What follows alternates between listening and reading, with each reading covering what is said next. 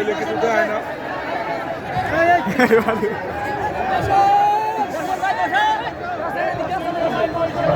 আলাইকুম ওয়া রাহমাতুল্লাহ।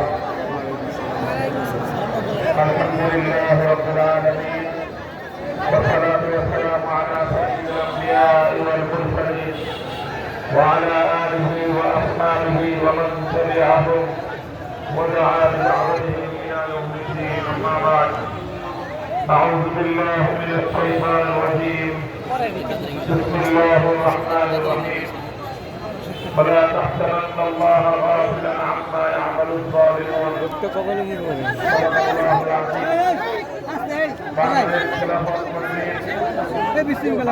জেলা শাখা কর্তৃক আয়োজিত আজকের এই জনসভায় উপস্থিত সংগ্রামী সভাপতি, উপস্থিত বাংলাদেশ খেলাফত মজলিসের কেন্দ্রীয় জেলা নেতৃবৃন্দ, সভাপতি সংগঠন সমূহের আমি প্রথমেই আল্লাহ রাব্বুল আলামিনের শুকরিয়া আদায় করছি। সেই মহান রাব্বুল আলামিন আজকে এই মাদারীপুর জেলার প্রাণকেন্দ্রে ইসলামী জনতাকে এভাবে নিরাপদ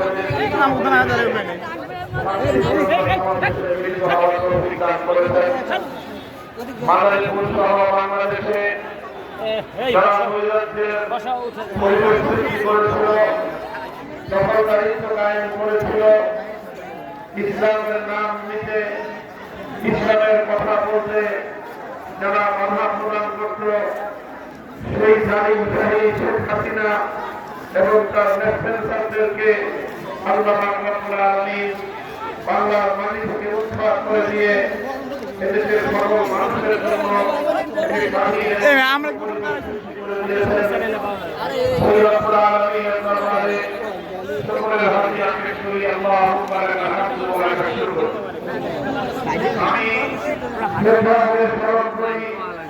ওই সকল বীর শহীদদেরকে যাদের ত্যাগ কোরবানি আর শাহাদাতের রাস্তার মধ্যে দিয়ে আজকে বাংলাদেশ তার দ্বিতীয় স্বাধীনতা লাভ করেছে। দীর্ঘ সংগ্রামের মধ্যে দিয়ে যুগের ফেরাউনি শক্তি শেখ হাসিনাকে উৎখাত করে বাংলাদেশের মানুষের জন্য একটি নতুন বাংলাদেশ গড়ার পথ ঘোষণা করে দিয়েছে। 2009 সালের মিডিয়া বিদ্রোহের নামে পিলখানায় হত্যাযজ্ঞের শিকার দেশপ্রেমিক 57 জন সেনা কর্মকর্তাকে স্মরণ করছি। 2013 সালে শাপলা চত্বরে রাতের অন্ধকারে পাখির মতো গুলি করে হত্যার শিকার নবী প্রেমিক হেফাজতে ইসলাম বাংলাদেশের সহকর্মীদেরকে যাদের শাহাদাতের রক্তের বিনিময়ে বাংলার মাটিতে আল্লাহ প্রয়োজন করে ঈশ্বরের ঠান্ডা সমন্বিত হয়েছিল।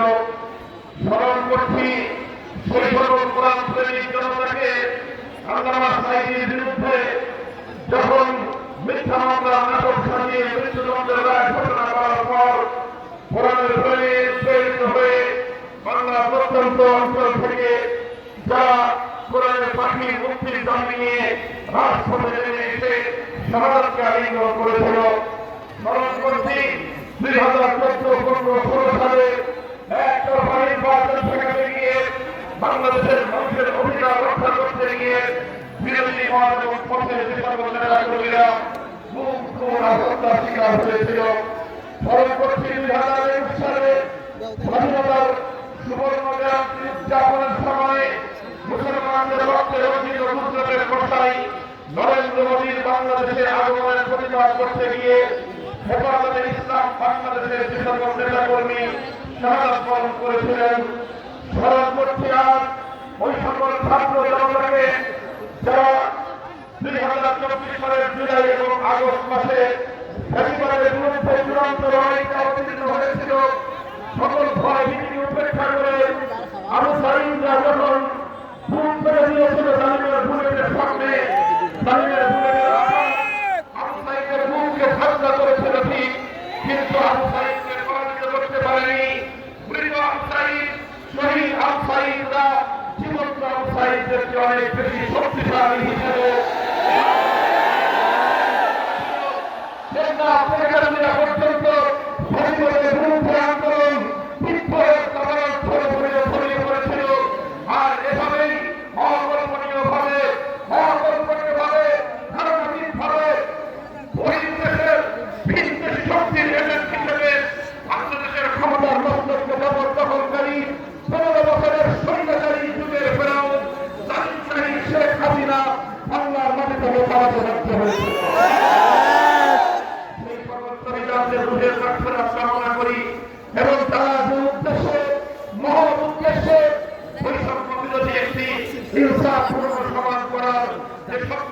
দেখেছিল সেই স্বপ্ন বাস্তবায়নের দৃঢ় প্রত্যয় গ্রহণ করছি।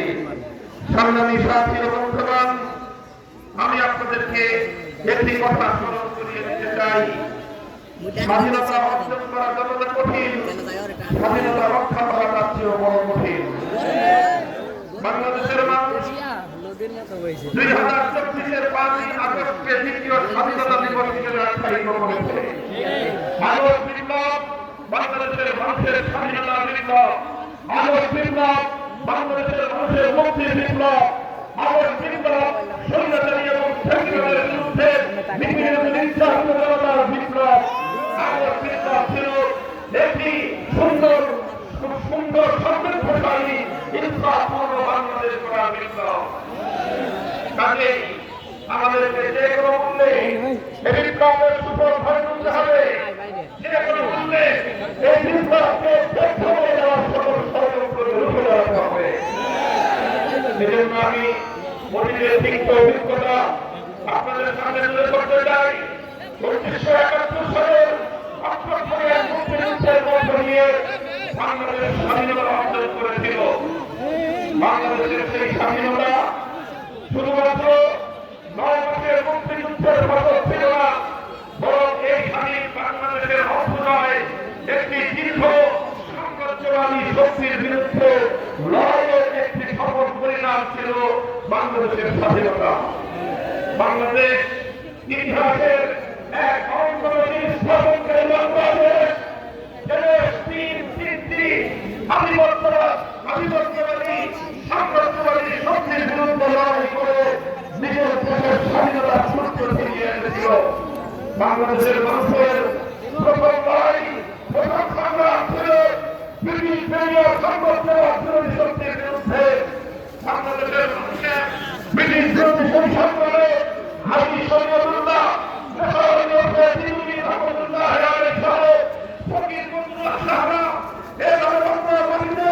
মুসলমানরা জিহাদের মধ্য দিয়ে ইংরেজদের বিরুদ্ধে আন্দোলনের সংগ্রামের মধ্য দিয়ে বহু সাহায্যের রক্তের বিনিময়ে ইংরেজ সাম্রাজ্যবাদী শক্তিকে এদের থেকে বিতাড়িত করেছিল। বাংলাদেশের মানুষের দ্বিতীয় লড়াই ছিল কলকাতার দাদাবাবুদের আধিপত্যবাদী মানসিকতার বিরুদ্ধে সংগ্রাম।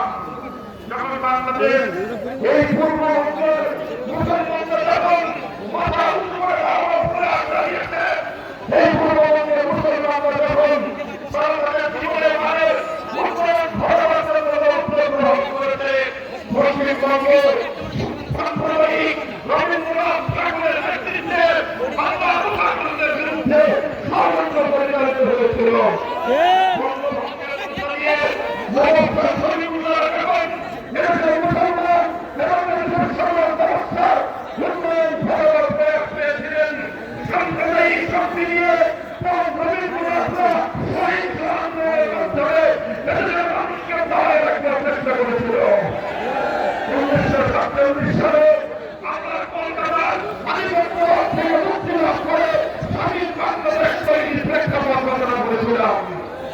এরপর 1971 সালে লড়াই করেছিলাম আমরা পশ্চিম পাকিস্তানের খান পাঠানদের বিরুদ্ধে। আমরা যেভাবে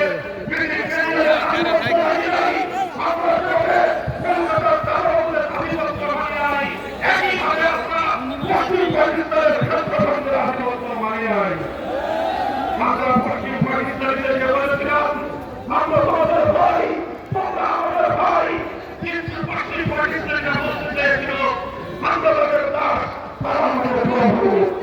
আমরা বলে দিয়েছিলাম আমাদের প্রভু একজন, তুমি আমাদের ভাই বন্ধু আমি।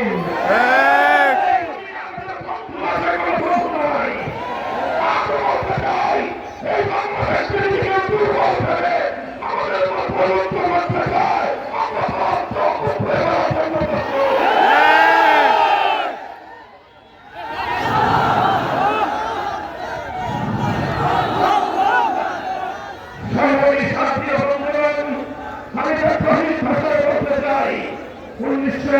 সালের মুক্তিযুদ্ধের মধ্য দিয়ে যেভাবে আমরা তিনটি আধিপত্যবাদী শক্তির বিরুদ্ধে লড়াই করে আমাদের দেশ মাতৃকাকে আমরা স্বাধীন করেছিলাম, দুর্ভাগ্যজনকভাবে স্বাধীনতার কয়েক মাস পরেই ৭২ সালে বাংলাদেশের মুক্তিযুদ্ধের জন্য আগে হাইজ্যাক করা হয়েছিল, ছিনতাই করা হয়েছিল।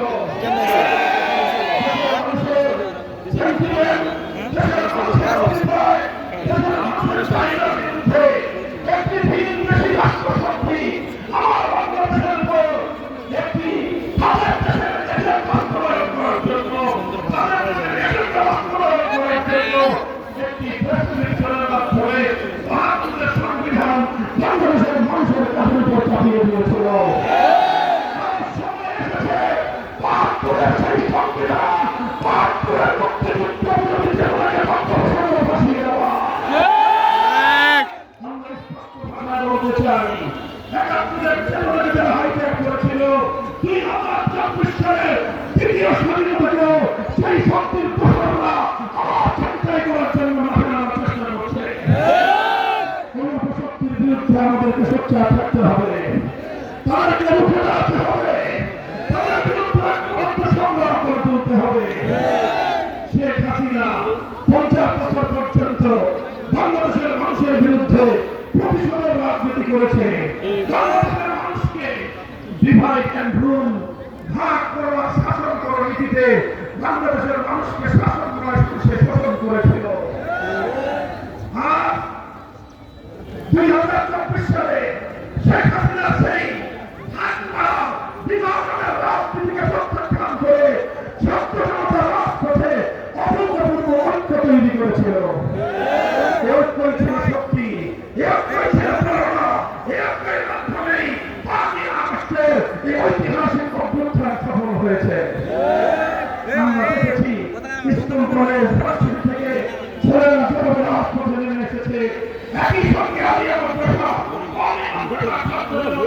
সকল ভেতরের দেয়াল গুড়িয়ে দিয়ে রাজপথে এসে হাতে হাত মিলিয়ে পর্যন্ত বৈষম্যের বিরুদ্ধে তারা মানব প্রাচীর করে তুলেছিল।